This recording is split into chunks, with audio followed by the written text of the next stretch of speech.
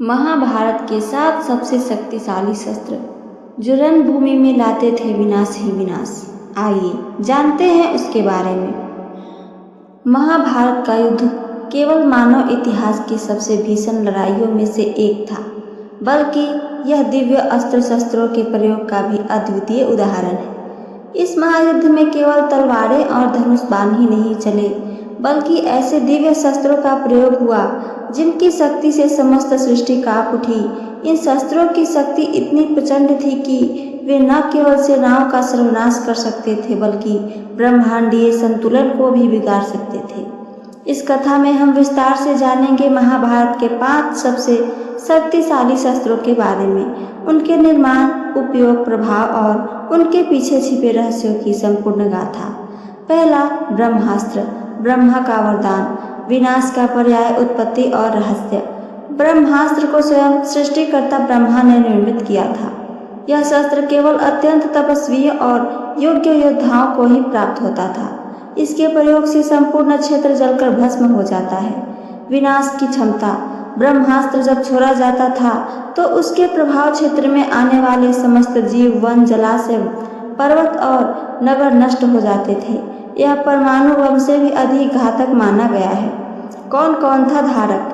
अर्जुन, अश्वत्थामा, कर्ण, भीष्म पितामह, द्रोणाचार्य। रणभूमि में प्रयोग कैसे हुआ? ब्रह्मास्त्र का सबसे भयानक प्रयोग हुआ था युद्ध के अंतिम दिनों में, जब अश्वत्थामा ने रात्रि में पांडव पक्ष के शिविर पर आक्रमण किया। पांडव के पुत्रों की हत्या के बाद उसने ब्रह्मास्त्र का प्रयोग किया, जिससे गर्भवती उत्तरा के गर्भ में पड़ रहे अभिमन्यु पुत्र की मृत्यु लगभग हो ही गई थी। श्री कृष्ण का हस्तक्षेप। भगवान श्री कृष्ण ने अपने योग शक्ति से उत्तरा के गर्भस्थ शिशु को जीवित कर दिया। इस बच्चे का नाम रखा गया परीक्षित। यह घटना दर्शाती है कि ब्रह्मास्त्र कितना भयावह था। दूसरा, नारायणास्त्र, स्वयं श्रीहरि का शस्त्र, स्वरूप और नियम। नारायणास्त्र भगवान विष्णु द्वारा प्रदत्त वह शस्त्र था जो क्रोधित होकर चलाया जाता था। इसकी विशेषता थी कि यह अपने सामने प्रतिकार करने वाले को जलाकर भस्म कर देता था। धारणकर्ता कौन थे? अश्वत्थामा। प्रभाव क्या था? महाभारत के अनुसार जब अश्वत्थामा ने देखा कि उसके पिता द्रोणाचार्य मारे जा चुके हैं, तो वह अत्यंत क्रोधित हुआ और उसने नारायणास्त्र का प्रयोग किया। यह अस्त्र जैसे ही छोड़ा गया, संपूर्ण पांडव सेना भय से थर-थर कांपने लगी। हजारों योद्धा पल भर में भस्म हो गए। विनाश से बचाव कैसे होगा, आइए जानें। इस शास्त्र का सामना करना असंभव था। इसका एकमात्र उपाय था शरण में जाना। जो भी योद्धा अपने अस्त्र छोड़कर भूमि पर लेट गया और प्रतिकार नहीं किया, उसे यह अस्त्र नहीं मारता था। भीम का अहंकार। भीम ने पहले तो इसका सामना करने का प्रयोग किया, लेकिन श्री कृष्ण ने हस्तक्षेप कर उन्हें रोका और समझाया कि यह अस्त्र केवल अहंकार को दंड देता है। अंततः पांडवों और उनकी सेना ने धरती पर लेटकर इस अस्त्र के प्रभाव से बचाव किया। तीसरा, पाशुपतास्त्र, भगवान शंकर का तांडवकारी शस्त्र, उत्पत्ति और अधिकार। यह अस्त्र स्वयं भगवान शिव द्वारा दिया गया था। यह केवल उन लोगों को प्राप्त होता था जो शिव को प्रसन्न कर सके। अर्जुन ने हिमालय पर कठिन तपस्या कर शिव को प्रसन्न किया और उनसे यह वरदान पाया। विशेषता क्या थी? यह अस्त्र सभी अस्त्रों का अंत कर सकता था। इसे चलाने से पूर्व विशेष मंत्रों का उच्चारण आवश्यक होता था। इसका प्रयोग यदि अनुचित रूप से किया जाए तो यह स्वयं उपयोगकर्ता को भी भस्म कर सकता था। अर्जुन को प्राप्ति कैसे हुई? शिवजी ने अर्जुन की परीक्षा ली थी। एक बार अर्जुन तप कर रहे थे, तभी एक राक्षस ने वहां आक्रमण कर दिया। अर्जुन और एक बहुरूपधारी शिकारी ने मिलकर उस राक्षस का वध किया।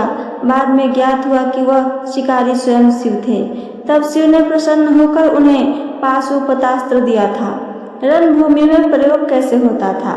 हालांकि अर्जुन के पास यह अस्त्र था, लेकिन उन्होंने इसका प्रयोग महाभारत युद्ध में नहीं किया, क्योंकि इसका प्रभाव समस्त पृथ्वी पर विनाश ला सकता था। यह दर्शाता है कि अर्जुन केवल शक्ति के अधिकारी ही नहीं, बल्कि संयम और विवेक के भी प्रतीक थे। चौथा, ब्रह्मशिरा अस्त्र, ब्रह्मास्त्र से भी घातक शक्ति और प्रभाव क्या था। ब्रह्मशिरा अस्त्र को ब्रह्मास्त्र का ही एक उत्पन्न रूप माना जाता है। यह 4 सिरों वाला था और इसका प्रभाव चारों दिशाओं में एक साथ फैलता था। यह अस्त्र न केवल संपूर्ण क्षेत्र को प्राप्त कर सकता था बल्कि समय और स्मृति को भी नष्ट कर देता था। प्राप्तकर्ता कौन थे? अर्जुन अश्वत्थामा। भयंकर प्रसंग है इसके बारे में। महाभारत युद्ध के अंतिम चरण में अश्वत्थामा और अर्जुन आमने सामने हुए। दोनों ने ब्रह्मशिरा अस्त्र का संधान किया। यदि ये दोनों अस्त्र टकरा जाते तो संपूर्ण पृथ्वी समाप्त हो सकती थी। भगवान श्री कृष्ण की नीति। भगवान श्री कृष्ण ने तुरंत हस्तक्षेप किया और अर्जुन से कहा कि वह अपना अस्त्र वापस ले लें। अर्जुन ने मंत्रों के द्वारा अपने अस्त्र को वापस बुला लिया, लेकिन अश्वत्थामा ने यह कला नहीं सीखी थी, इसलिए उसने अपने ब्रह्मशिरा अस्त्र को उत्तरा के गर्भ पर लक्षित कर दिया। इसका परिणाम क्या हुआ? एक बार फिर श्री कृष्ण ने लीला करते हुए उत्तरा के गर्भ में परीक्षित की रक्षा की। 5वां आग्नेयास्त्र, अग्निदेव का दहकता उपहार। प्रभाव और स्वरूप क्या था? आग्नेयास्त्र अग्निदेव द्वारा प्रदत्त वह शस्त्र था जो अग्नि की प्रचंड ज्वालाओं से अपने शत्रु को भस्म कर देता था। इसे चलाने पर एक दहकती हुई अग्नि आकाश से उतरती और युद्ध भूमि को नर्क बना देती थी। प्राप्तकर्ता कौन थे? अर्जुन, कर्ण, द्रोणाचार्य। प्रसिद्ध उपयोग कब हुआ? कर्ण और अर्जुन की अंतिम भिड़ंत में जब कर्ण का रथ धरती में धंस गया था, तब उसने अर्जुन पर कई शक्तिशाली शस्त्रों का प्रयोग किया, जिनमें आग्नेयास्त्र भी था। अर्जुन ने भी इसका प्रतिकार किया था। शक्ति का नियंत्रण। यह अस्त्र वातावरण को भी जलता हुआ बना देता था। सेनाएं इससे घबरा जाती थी और इसका सामना करना अत्यंत कठिन होता था। 6ठा वज्र, इंद्र का दिव्य अस्त्र। आकाश से गिरी दिव्यता। इसके बारे में परिचय और इसकी शक्ति के बारे में जानते हैं। वज्र इंद्रदेव का अस्त्र तो था ही, वज्रपात की भांति गिरता और समस्त शत्रु दल को क्षण भर में भस्म कर देता। इसका प्रयोग बिजली की भांति होता था और इसके गिरने से पृथ्वी कांप उठती थी।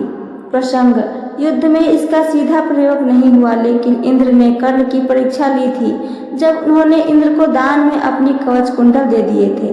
पहले में इंद्र ने उन्हें एक शक्तिशाली अस्त्र दिया, शक्ति नामक वज्रास्त्र, जो केवल एक बार चलाया जा सकता था। कर्ण का मोह और विनाश।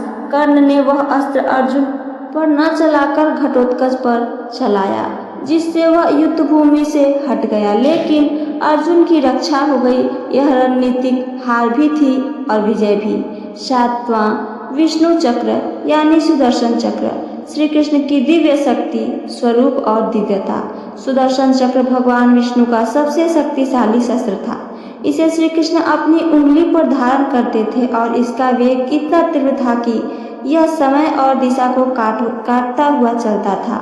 युद्ध में हस्तक्षेप। श्री कृष्ण ने इसका प्रयोग तब किया जब युद्ध धर्म के पथ से भटकने लगा। कर्ण और अर्जुन की लड़ाई के समय श्री कृष्ण ने रथ चलाते हुए अपने ज्ञान और संकेतों से अर्जुन को सही समय पर सटीक अस्त्रों का उपयोग करवाया। भीष्म पर प्रयोग की चेतावनी। एक बार जब भीष्म पितामह अत्यधिक उग्र हो गए और पांडव सेना का संहार करने लगे, तो श्री कृष्ण ने क्रोधित होकर सुदर्शन चक्र उठाया। अर्जुन ने उन्हें रोक लिया। यह देख भीष्म भाव विभोर हो गए और बोले, धन्य है वे योद्धा जिनके रथारूढ़ भगवान स्वयं रथ का पहिया उठाने को तैयार हो जाएं। 8वां युद्ध का आध्यात्मिक पक्ष, शक्ति, संयम और धर्म का संग्राम। मूल संदेश क्या है, आइए जाने। इन दिव्य शास्त्रों का प्रयोग सिर्फ शक्ति प्रदर्शन के लिए नहीं होता था, बल्कि ये धर्म की स्थापना के लिए थे। अर्जुन के पास इतने सारे प्रलयंकारी अस्त्र थे, लेकिन उन्होंने संयम और विवेक से उनका प्रयोग किया। कृष्ण की भूमिका। भगवान श्री कृष्ण हर बार युद्ध में शक्ति के साथ साथ नीति और धर्म का संतुलन बनाए रखते हैं। वे योद्धाओं को सिर्फ जीतना नहीं सिखाते, बल्कि कैसे और क्यों जीतना है ये भी सिखाते हैं। दर्शन। महाभारत के शस्त्र केवल ब्रह्म युद्ध का प्रतीक नहीं है, वे हमारे अंदर चल रहे धर्म और अधर्म के संघर्ष में भी मार्गदर्शक है।